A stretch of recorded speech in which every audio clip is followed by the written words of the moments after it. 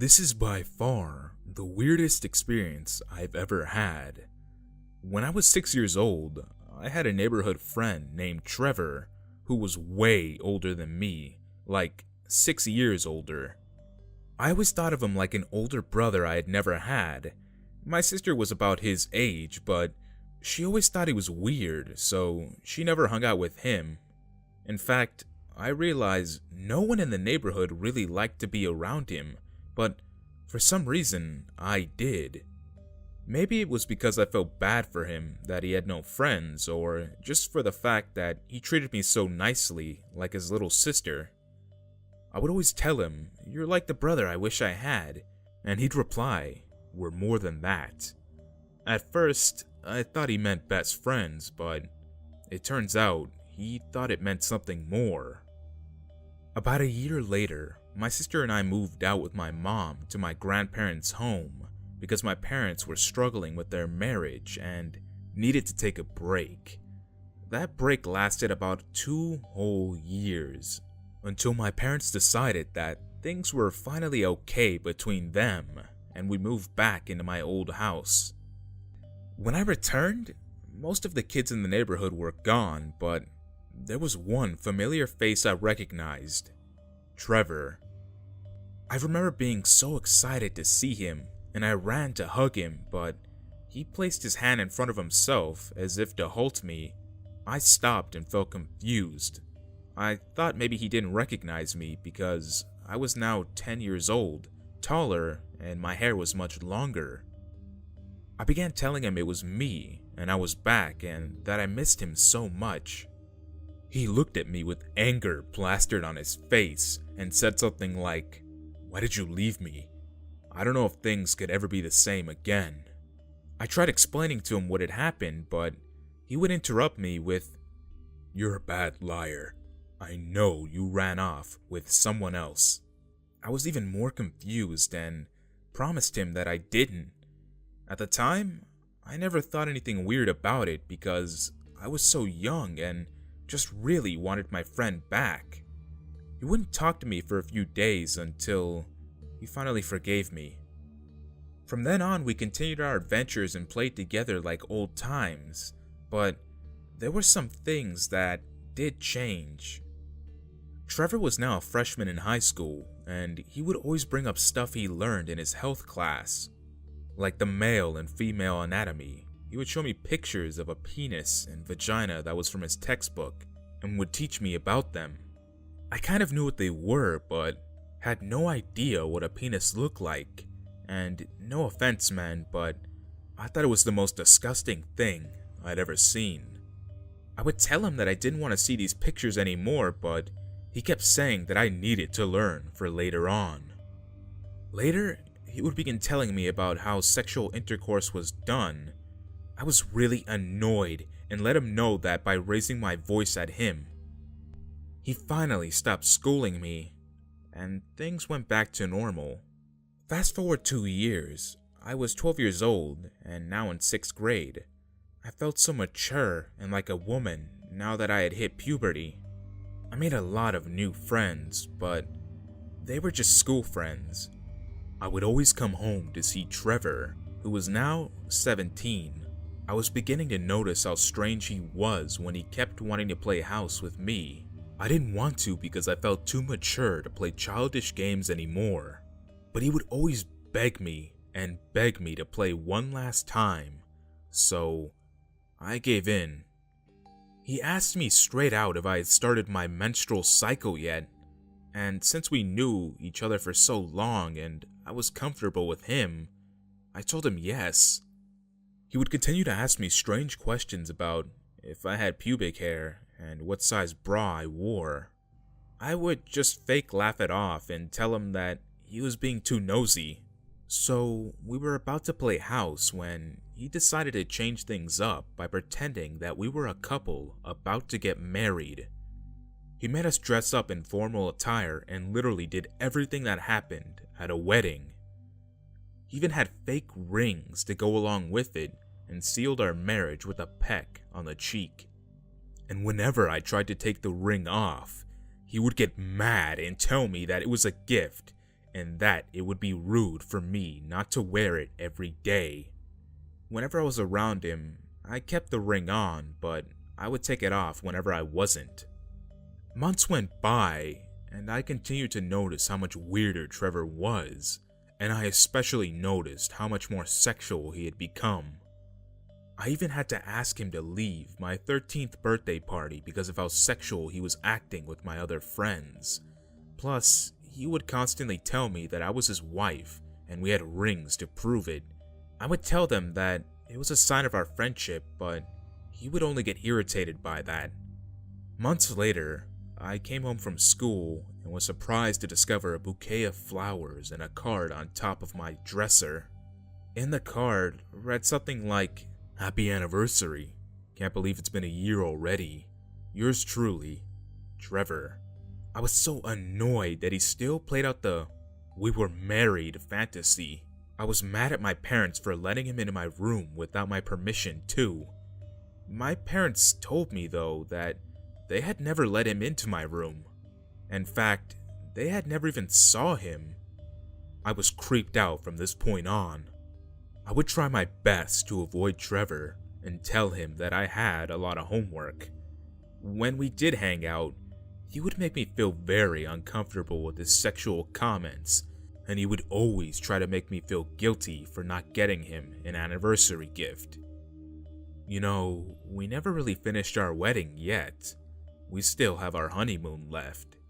His creepiness got to the point where he would call me at ungodly hours in the night to tell me how much he appreciated me, or just to say hello. I ended up ignoring his calls and put my phone on silent.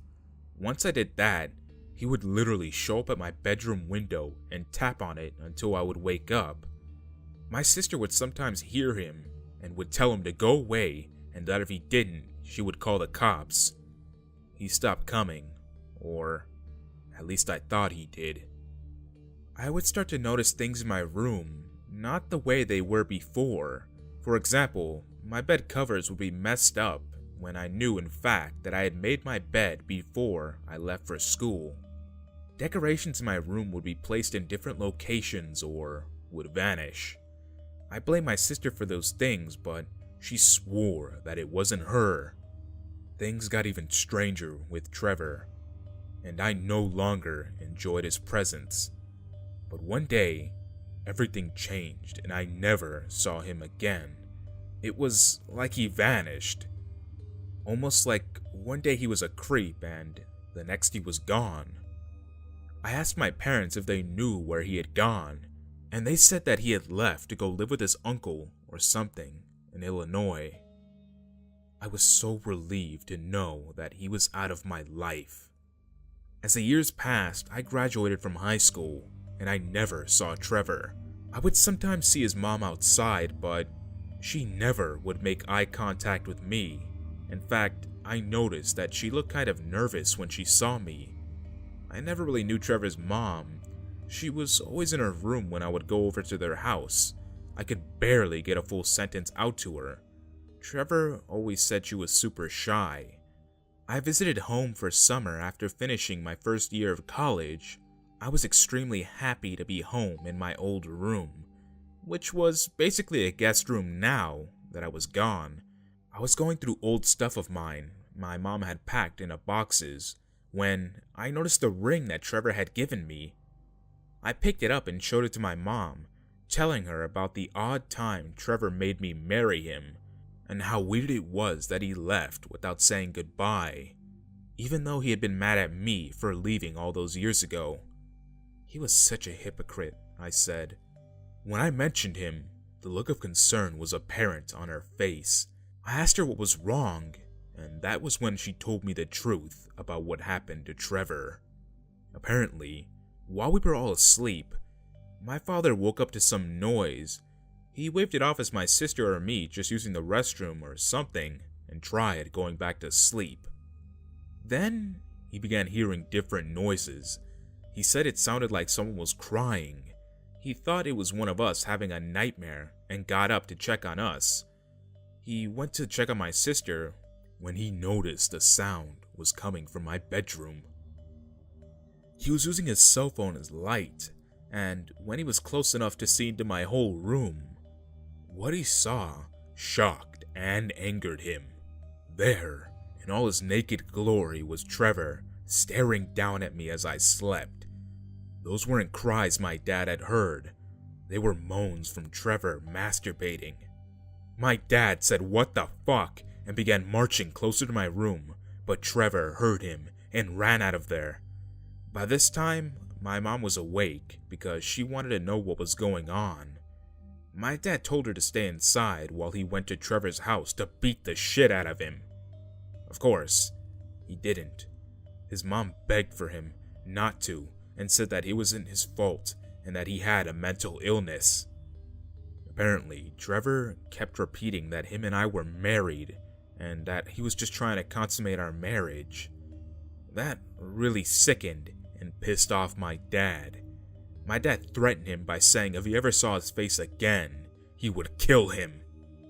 From that day on, we never saw him again. To this day, I still don't know where he went. Hopefully his mom got him some professional help because he definitely needed it. After what I experienced and from what my mom told me, it gives me the shivers and really disturbs me.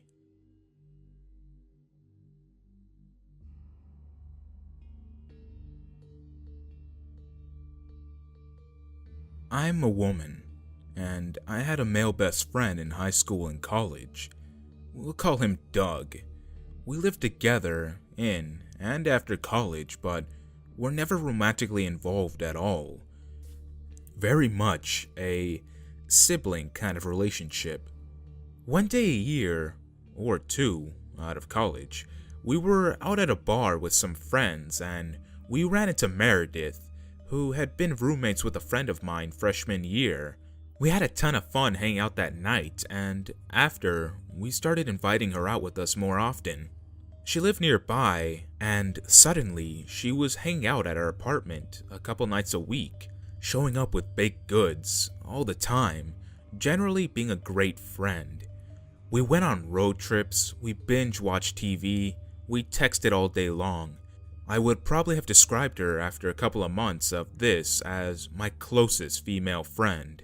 Doug was still my best friend after so many years. But Meredith and I were probably spending more time together than Doug and I were at that point. Since I did a lot of stuff with Doug too, though we all hung out together, and they started to get closer as well. After a while, it became clear that she had a crush on Doug, but he had started dating another girl at about the same time. He felt badly because it was clear Meredith was a little hung up on him, so he tried not to bring his new girlfriend around her or talk about her much. Not that he hid the relationship, but just tried not to flaunt it at Meredith. But he did send me and another friend who lived out of state and didn't know Meredith emails that mentioned details of the relationship with a new girl and how he was falling for her. One day, he called me furious because someone had anonymously forwarded the contents of those emails to Meredith, and that she was crushed and humiliated to realize that he was infatuated with this other girl, since the only person who received the emails didn't know Meredith. It had to be me. Although I hadn't done it, despite the screen name and anonymity in real-life communication just isn't my style, and I would never want to hurt Meredith like that. I was pretty crushed that he didn't trust me enough to know that I wouldn't do that, but I also couldn't think of another explanation unless our out-of-state friend had really taken up online snooping to figure out who Meredith was. Ultimately, we just kind of dropped it as a sore subject for everyone involved. Although, around the same time, Meredith told me that she had ran into them at the coffee shop on a date and was extremely distraught, way more than makes sense for just seeing people she knew on a date. Which was weird, but people get odd when their feelings are hurt, right? Months pass and Doug breaks up with the other girl. Eventually, he does start dating Meredith. After all, she was always around, and she's clearly way into him. At first, things went well, but she gradually became more and more controlling. Eventually, she insisted he moved in, and from that point, she stopped letting him hang out with me or anyone else. We started to drift apart because he couldn't hang out with me without her, and she never wanted to be around me that often. One night, she was out of town, and he, excited about a chance to see his friends, decided to hang out with me and some other people. And I swear to God, she called him 40 times in 1 hour, and when he finally told her that he really couldn't talk anymore right now, and silenced his phone, she called me and started out talking in a baby voice that, when I said I had to go, dropped in a full octave into a possessed-sounding growl. At that point, which capped a bunch of small but weird actions on her part, I decided I was 100% done with dealing with her brand of crazy and blocked her number. And soon after that, I stopped hearing from him altogether too. It hurt after so many years of close friendship, but people grow apart. That's life. But nearly a year later, he shows up on my porch with an apology, detailing what had happened in the interim. Meredith had gradually grown more controlling and paranoid, convinced that he was talking behind her back and lying to her at every turn. She grew afraid to leave the house and didn't want him to leave either, and would attack him in rages or threaten to hurt herself to keep him from leaving.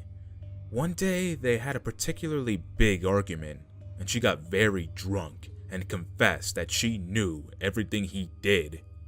It turns out that she had logged into his computer when she crashed at our apartment the very first night we all hung out at the bar all those years ago, and set his email account so that it would notify her if he changed his password.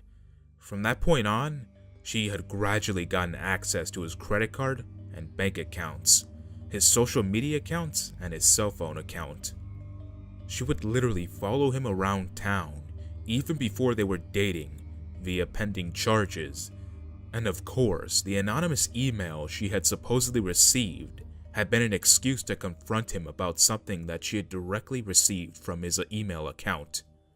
She also told him that she knew I was trying to keep her from him, and that she had always known it and had to keep me close to be sure.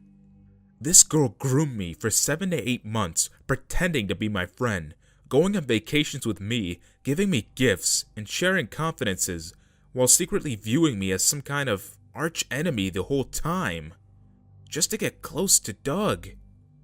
I found out from a mutual friend that even after all this was over, she still believed that I had been aware, on some level, for our entire friendship that she was after Doug, and that I was trying to stop her.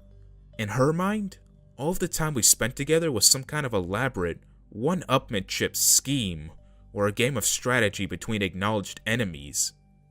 And here I thought that we were always just friends, but she had always hated me and viewed me as a perceived obstacle to being with Doug, and set out very specifically to violate Doug's privacy from the first night she met him in order to trap him in her house forever. He actually had to spend several weeks moving from friends to friend's house after leaving her, because when he moved into a new apartment, he caught her hiding outside of his bedroom window, and even then, she would show up at each friend's house looking for him. And at one point, he came out of a training class she knew he would be attending to find her sitting in the passenger seat of his car. She had a spare key made secretly. I saw her car do slow drive-bys on my cul-de-sac multiple times. She slashed her own tires in the parking lot of an apartment where he was staying so she could tell him that she needed help changing the tire. It was straight up something out of a horror movie. Eventually, she got so paranoid her family realized something was wrong and came and took her back to her hometown for a while. Even once she was gone, it took me years to stop having panic attacks when I thought I saw her in public. She really taught me to be suspicious of people who want to be instant close friends. It's been many years and I'm still a much more cautious person than I was before I had befriended Meredith.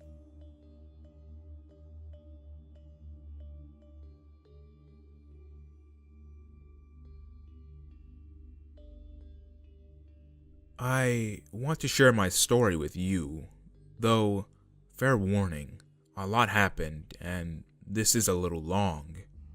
This all started in 7th grade. I was new to school and made friends easier with boys than I did with girls.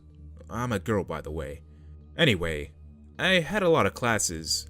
5 out of 7 of those classes a day were with this boy named Shay. He was a nice, normal 7th grader, knew the school and other kids as well from being at the school a year before. So I befriended him as I got acquainted with this new school. Anyway, I started noticing that he liked me. Great, right?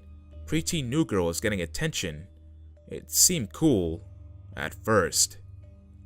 In our science class, our teacher had name tags on the desk, and every day she switched them around, so you always sat with new people. A good strategy in my opinion. Well, Shay always seemed to arrive to class early and put his tag in the desk next to mine. I thought it was cool, but at the same time, a tiny bit odd. Anyway, things like that started happening more and more. He'd sit next to me in all our classes, walk me home even though he lived on the other side of town. He even enrolled in after-school pottery class because I was there. He'd ask a lot of questions if I was absent. Where were you? As if I needed to report to him. This kept on all year. Fast forward to 8th grade. Same school, I got my first boyfriend, and Shay flipped when he found out, saying, "I guess I have to burn your number now." Burn my number? Was he referring to the piece of paper I wrote my number on in 7th grade? So first boyfriend came and went, with Shay just minorly complaining to me. I knew he liked me, and I brushed it off as territorial male shit. Fast forward to my girlfriend. Yes, girlfriend, you gotta play on all the fields to know what sport you like. Kay and I were happy all of 8th grade year. That is, until Shay started showing up on the outside of all my classes to see if I was with Kay. One day he cornered her and threatened her life, saying if she didn't break up with me, he'd kill her. Long story short, he creeped on her for a month until she did dump me due to Shay's drama. Looking back, I don't blame her. So 8th grade ends, I'm single, and we graduate middle school and only see each other a few times over summer. I thought he'd calm down, so I didn't write him off completely. He was my first friend in that town. That's worth something, right? Yeah, okay. Well, summer ends and we start going to the same high school. And we only had one class together, which was science. But first week in, I got very ill and ended up in the hospital for 3 weeks with meningitis. My parents got word to the school that I wouldn't be returning and I would take the semester in homeschooling. All my science teacher was told was that I was gone and to drop me. My science teacher took it as that I was dead and told my class that I had passed on. Shay lost it. He left class, biked 10 miles to my home, crying just to knock on my door, only to find me finally back from the hospital. Opening the door, he flung his arms around me and said in a deep, commanding voice, "You can never leave me." I was confused by this and even more as to my death rumor, but him finding me alive in my house calmed him down. Anyway, time moves on and we continue to talk on the phone, even though now I don't go to school with him anymore. And if I wasn't around to take the call and call him later, I would always get an earful about how I was trying to abandon him. So one night he calls and my mom tells him that I'm not home. Shay doesn't believe her though, so he bikes up to my house and sees my bedroom light on.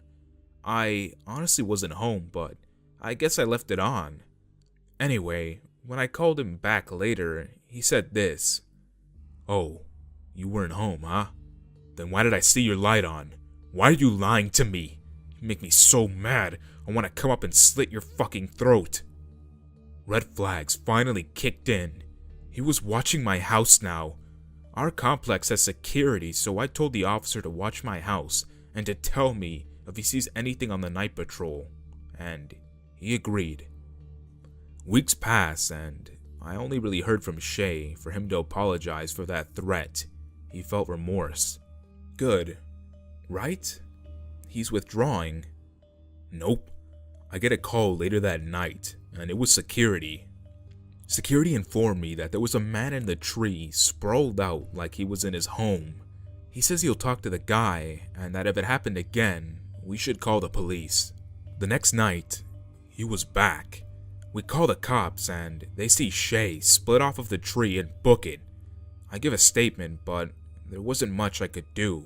I wasn't hurt, and he was technically on public property, and I have no proof that he was watching me and not just climbing. The next day, I got a call from Shay. "Why did you do that?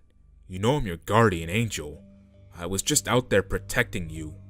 I told him that this incident was the last straw and that I was done with him. After weeks of call attempts and being turned away at my door, he disappeared. But wait, there is more. 6 years later, I get hired at a local retail place. I love it, life's good, and I have a serious boyfriend, and Shay is far from my mind. I always thought I was close with my manager, and my boyfriend proposes to me. I show her the ring and tell her my plans. But it turned out that the manager was related to Shay. She knew who I was the whole time I worked there, the entire time giving my info to Shay, but not divulging to me that she knew Shay and my past connection. She relayed info to him, and about my engagement. Shay seriously manipulates my manager to the point where she fired me over my engagement and how I broke Shay's heart and ruined his life, so she ruined mine. Although on the paperwork, it only said I wasn't performing well in the stressful environment. Now, jobless and upset, I drove home on the freeway, and who do I see in the rearview mirror? Yep, Shay. He aggressively drives behind me until I exit. I pull into the gas station with people behind it and get out, and he does the same. "Let me see it," he says, and I show him my ring, if only just to hurt him, as he did just wreck my job. He grabbed my wrist with one hand and slapped my face with the other. "We are over," he said, and got into his car and drove off. That was the last I ever saw of him. Though he is gone, he still has affected my life. That retail store has now red flagged me for ever working at any location. I do live far, far away now. New address and new number, and my said fiancé is now a happy husband, but I still think about the things Shay did, and now I don't trust people.